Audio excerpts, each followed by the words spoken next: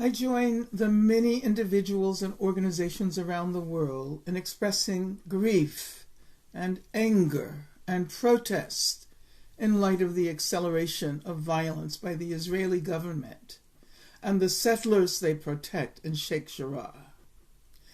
We protest the storming of the Al-Aqsa Mosque and the extensive and brutal bombing of Gaza. And we call attention to and protest the Biden-Harris administration's collusion with the Israeli government, even as the Biden government participated in the celebration of Eid. And at a time when Palestinians the world over have been commemorating the Nakba. People all over the U.S. and indeed throughout the world expressed their outrage when George Floyd's and Breonna Taylor's lives were extinguished by racist police violence. We know that shortly after these murders occurred, Ahmad Erekat was shot down on his sister's wedding day at a checkpoint between Bethlehem and Abu Dis outside of occupied East Jerusalem.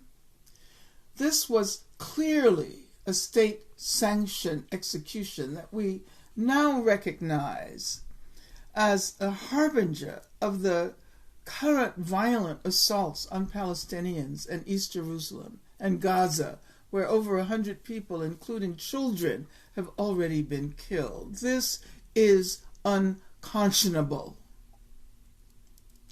In 2011, I had the opportunity to visit Sheikh Jarrah with a delegation of indigenous and women of color activists, scholars, and artists.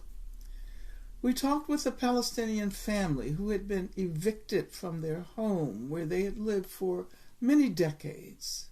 Jewish settlers had moved into the main rooms of their house, and they, the rightful owners, were relegated to a small area in the back of the house. Progressive Jews were conducting demonstrations every week to protest the eviction of Palestinians from their homes.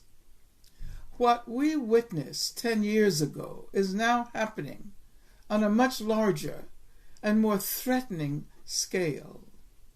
We should now understand that as these evictions continue, they prove that Israeli settler colonialism will only be halted when people all over the world demand that the rights of the Palestinian people in occupied Palestine be respected.